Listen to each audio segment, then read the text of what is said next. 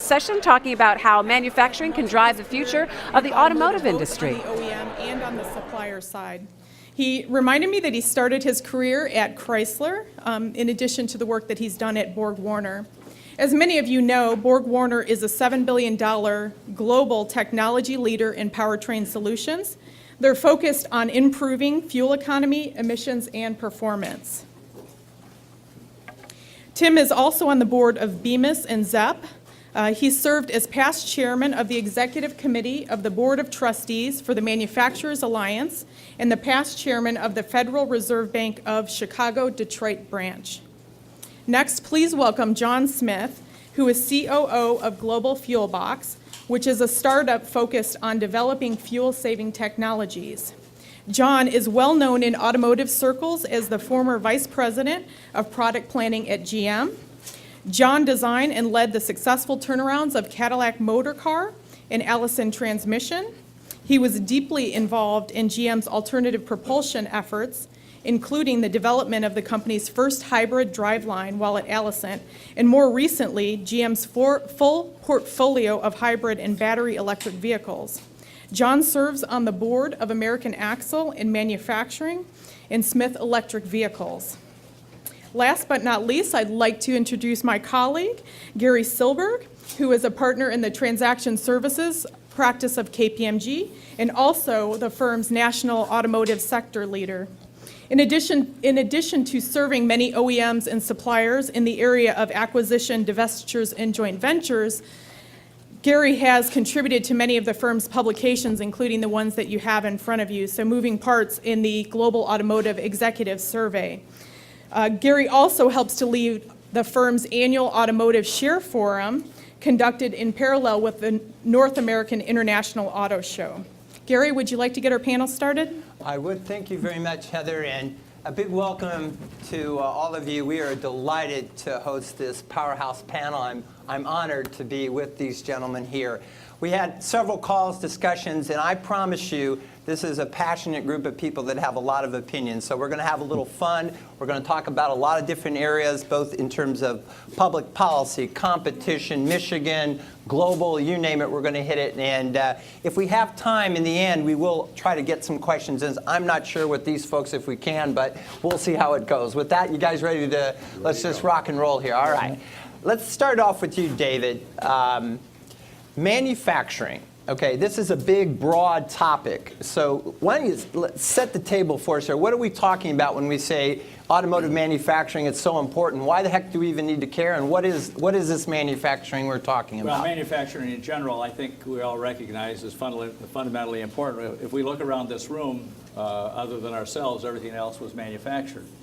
Of course, when we start thinking about cars and trucks, it's a pretty fundamentally important part of our economy. And what most people don't understand is that in the auto industry, for a job at a manufacturer like a GM, Ford, Toyota, Honda, whoever, the multiplier is 10, which means that for every one of those jobs, there are 9 jobs outside.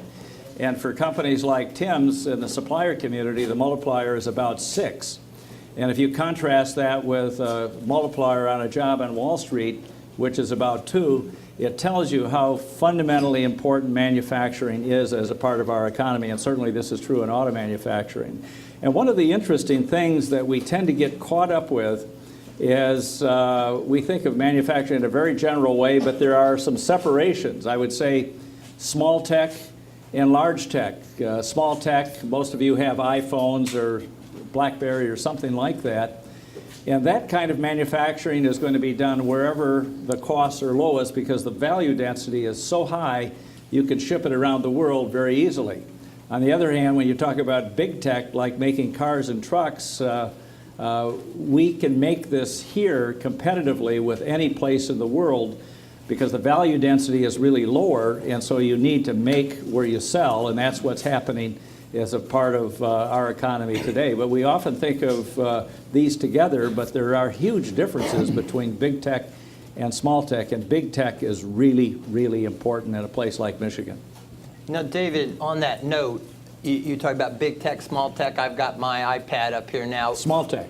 This is small stuff. So talk about, and maybe Sridhar, you can, and Tim or John, What do you mean? What do we mean by advanced manufacturing and non-advanced manufacturing? Well, let me take one step at it. Advanced manufacturing is all of auto manufacturing. There is no such thing as manufacturing in the auto that isn't advanced manufacturing today. It's all software-driven, extremely high-tech, super clean. In fact, Tim was saying the other night that his garage floor is a lot dirtier than his plant floors, and I would echo the same thing as is true in my house. Elaborate, Tim. Let's hear some more on this. Well, I'm not going to talk about my garage. I want to hitchhike on the first question you asked. You know, to bring automotive in perspective, out of all the R&D that's spent in the United States, 56% of it is tied to 4 industries. Automotive. Right. This is in the private sector, all the private sector R&D. Automotive, aerospace, chemical, and electronics, or electronics combined with computers. Right. Those 4 sectors account for 56% of the R&D spend in the United States. And guess what? Most of there's a significant portion of the automotive spend in the United States and the R&D side is spent in Michigan. So that tells you how important Michigan is to the auto sector and how important the auto sector and R&D is important to Michigan. So, you know, it's which brings you to another point, which is how important the education system is to Michigan in terms of creating jobs or creating engineers and scientists and mathematicians to support the technology that's required for all this R&D. John. I want to hitchhike on his hitchhiking. There's just to level set the audience. So why is manufacturing? Most people think of manufacturing maybe as oily bits and greasy fingernails and not head sponge managers like I might want my son or daughter to become when they grow up. But I mean, the fact of the matter is manufacturing jobs pay 30–40% more than the average non-farm private sector job. So I mean, it's a great livelihood. It's a great income. It's also great for the political subdivisions who have payroll taxes or other revenues derived from those wages. And as Tim points out, you know, the manufacturing drives 2/3 of all the R&D. I mean, if I take all manufacturing sectors, it's like 68% of all R&D. And that's basically, that develops the feedstock for all other downstream innovation, not just in the auto sector, but innovation that finds its way into other manufactured goods. So it's a hugely valuable part of the economy to nurture and to develop. And the good thing about Michigan is that we're among the largest manufacturing states in the country already. We've got a hugely experienced workforce. I think we're in a pretty good place when it comes to private-public cooperations, you know, to further nurture that. But in the spirit of continuous improvement and the point of this conference, it can always be better. So let's take that note a little bit more, Sridhar. I'm going to get you in. I just want to jump in. Okay, go ahead. Say that the advanced manufacturing you're referring to is R&D intensity and actually the innovation that John pointed out. The innovation and manufacturing are intricately linked, as we all know. So the point is, if you don't make the advanced technology products today, you lose your ability to innovate next generation products. So it's very critical to, it's another reason why manufacturing is critical, because we talk about innovation, but it is the ability to take our ideas, best ideas, and convert them into products that are made in this country. So if it was so important, I guess this is where I wanted to take this. Okay, everybody I think in this room would agree how important it is. There's the multiplier effect. It's fundamental to the future of Michigan. If we do not have manufacturing here operating at a high level of performance, our economy is toast. And this really extends to the entire country. It is so totally dependent upon a successful manufacturing foundation. And we've, on a country-by-country basis, we probably have the lowest awareness of the value of manufacturing of any industrialized economy around the world. So let's take this point then. Everybody, I think, in this panel obviously feels very passionate on this, the multiplier effect, whether it's 8 or it's 10. And by the way, it's -8 and -10. You'll recall during the downturn when we lost these manufacturing jobs, what hit us. How devastating the impact was. And we'll talk a little bit of politics here in a second in terms of the role of government. But so if we agree with that premise, I guess the question I've always had, been part of the industry, is why the hell did we let it get away from us? What was this all of a sudden outsourcing? Why did we do that? Sridhar, you're in the government, or you've obviously come back now. What was the view in the White House when you were there, and is manufacturing important, or what were they thinking about it? Well, as you can see now, we've ignored manufacturing for the last, 10, 15 years now, and now it's front and center. So that's a good thing, but we have some initiatives put in place, and we have a long ways to go. And manufacturing is important because, again, it ties to innovation. And again, our competitive advantage in the U.S. is the high-tech manufacturing and highly skilled workers and high productivity. So to have a robust manufacturing base, robust to go beyond the fuel costs and low labor, low wage labor in other countries, we've got to take this advanced manufacturing front and center. So you're sitting in the White House. Can you tell us some stories here? I mean, are you a lone voice? Is there consensus? Is this a left? But let me just make a comment, because Sridhar won't do this. He was in the Office of Science and Technology Policy for a couple of years. He was pretty much of a lone voice. If there was any single person that turned Washington around in terms of the importance of manufacturing, it was Sridhar. And I'm not sure he'll tell some of the stories that he's told me. But he did a job that was extraordinarily important, and we're all going to be benefiting from that in the years ahead. Well, thank you, Dave, for the generous comments. I guess, well, to be fair, the president gets it. He wanted to focus on manufacturing from day one. But then we had issues with some of the economists, in Washington don't believe that we should be in service economy and not manufacturing. And the arguments you make about why manufacturing is important, they would tell you that these are the same arguments people made at the turn of the century when we went from agriculture to manufacturing. But think about it. Our deficits in advanced technology products today, it's over $100 billion. I'm not counting the $700 billion deficit across all the goods. I'm not talking about T-shirts and shoes. I'm talking about advanced technology products. And that's where our advantage should be. We've always had surplus in that area, and now we have deficits in the last, so we moved from surplus to deficit in 2001. So the point is, it's not about labor costs at all, because some economists, now they're turning around, some of them, but the point is, look at Germany. That's a high-wage country. Their wages are 30 to 40% higher than ours. And their energy costs are higher, their pollution abatement costs are higher, their statutory taxes are slightly lower. We'll get to that later. But we spend 6 times as much as Germany does in R&D. Wow. Except in one particular category, Germany spends 6 times as much as we do. That particular category is industrial and production technologies. So they have a complete innovation. We have a gap in our innovation cycle. We are very good at. We are still best in the world in science. And if you think about innovation as first to acquire knowledge and first to apply knowledge through world-class engineering and first to convert those into products, we've been falling behind steadily in the last 25 years in the second part of it, in application of the knowledge. We have these great ideas coming out, so the idea that we invent here and those guys manufacture over there is not economically sustainable.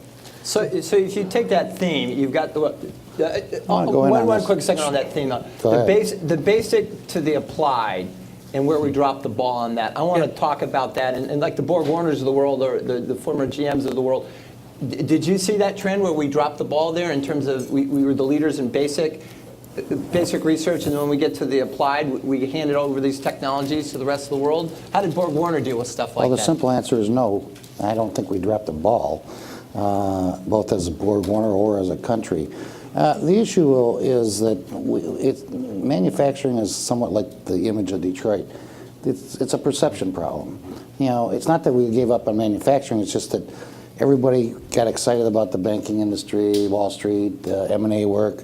They chased the money, and it was more glamorous. And so some of our problem in terms of manufacturing is there's a perception issue that carries right down into the high schools and the middle schools, and you don't see scientists or kids studying science and math and those kind of things, physics and chemistry, as much as they used to, because I think some of it is a perception issue. But that's changing because manufacturing is very sophisticated. I mean, the reason why U.S. companies have stayed so competitive, and they are competitive, is because we have stayed on top of advanced manufacturing, advanced both product engineering and manufacturing engineering, because in order for us to, we have much higher costs that we, or burdens, call it overhead, call it whatever you want, that U.S. manufacturers have to carry. So in order to be globally competitive, you have to have a better manufacturing process. Right. You have to be very productive. So how do you improve productivity? You advance manufacturing, more technology, more R&D spend on efficiencies, and at the same time, unfortunately, you reduce some labor. Right. And so we have, but our model is kind of inherently, because we have all these extra costs, which are taxes, healthcare, frivolous lawsuits, regulatory environment. We have all these extra costs as manufacturers, so the only way we can compete globally is to be much more productive. And how do you be more productive? It's advanced manufacturing, and that's so. My proof of the pudding is we've stayed competitive because we have really good. We haven't lost our manufacturing competitiveness in terms of knowledge and application. We could be more competitive if we eliminate some of these other problems. Okay. we need to address some of those problems later on. That. Go ahead, John. Let me just piggyback again on Tim's comments. And go back to the way you phrased the question to begin with. So how did we let it go? I'm not sure it's entirely all of that. Because in fact, manufacturing output has increased in this country in the last decade because of productivity, and manufacturing jobs have gone down. So on the margin, you say, well, maybe we lost sight of a few opportunities. But let's keep in mind, that there are people competing with Michigan, right? For manufacturing jobs. Take all the southern states that have attracted just about every transplant assembly plant. Those states realize the multipliers that Dave talked about earlier. Every time you get an assembly plant, you're going to drag along a whole bunch of suppliers who want to be close to that assembly plant, and you get quite a few jobs. China and India figured this out too. Just about every developing company who wants to be a developed company has figured out that making cars, is a high value proposition. It generates a lot of employment, a lot of good wage-paying jobs, drives a lot of innovation.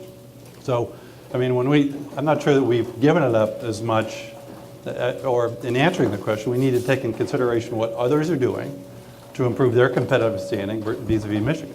I think as a country, we produced around $2.4 trillion of manufacturing. Lots of stuff. Let me give you an example of, in the auto business, that a lot of people are unaware of. We often talk about competition from China. It's a big issue. It's a very volatile topic.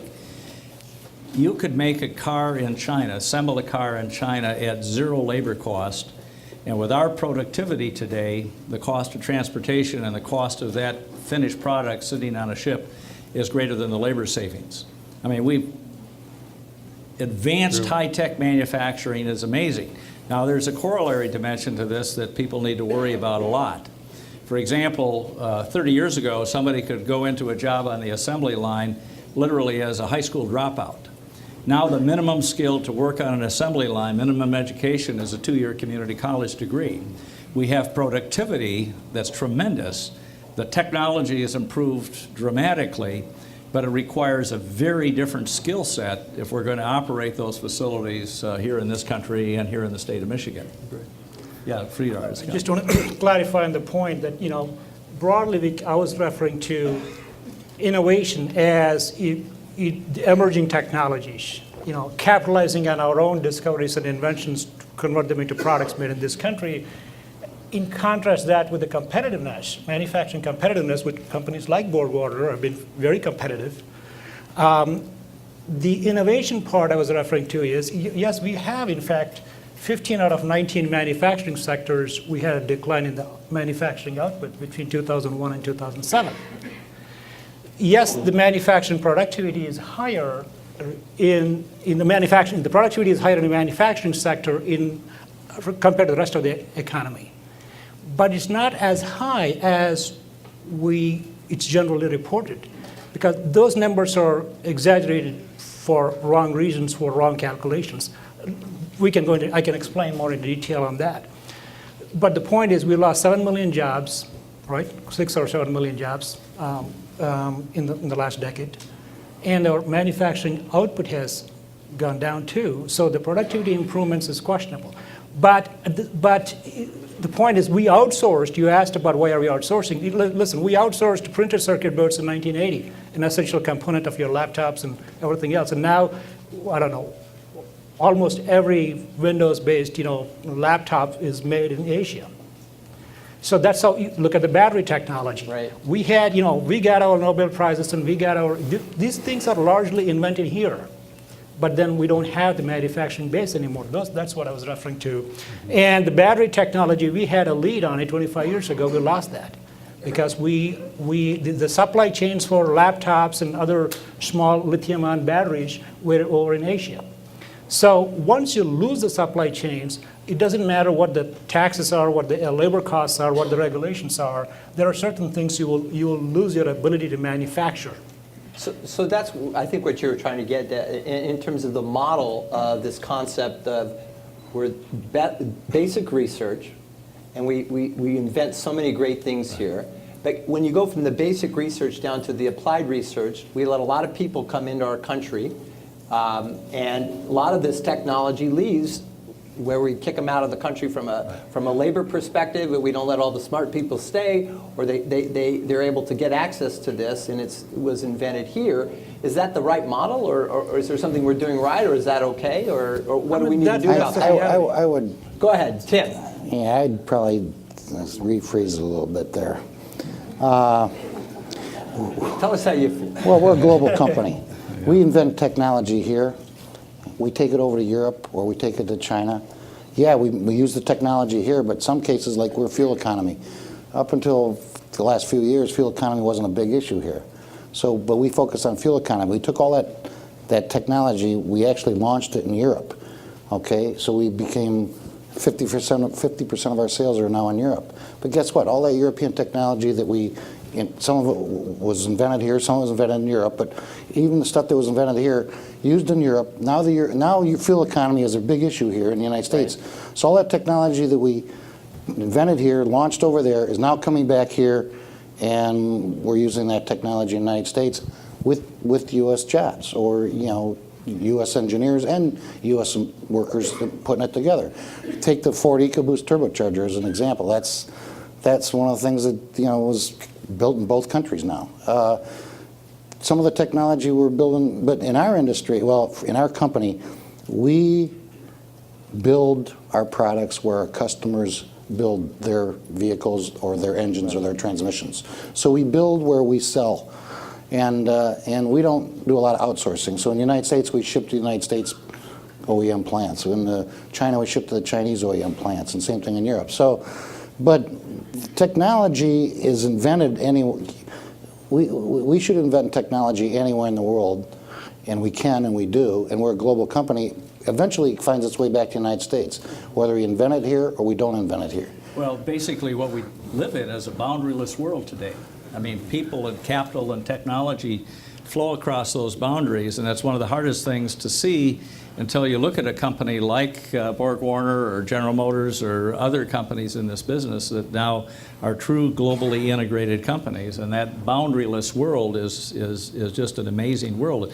Now, one of the challenges that we have is how do you accelerate the flow of creation? That's what Sridhar is talking about, into application. And one of the things that a great many people are not aware of is the tremendous amount of intellectual property that is contained within the auto industry that the industry kind of takes for granted, but could be used elsewhere.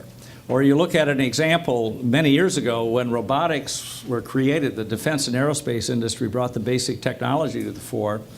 Where auto was key is it represented a market that brought the investment to create robots then that were available for everybody else.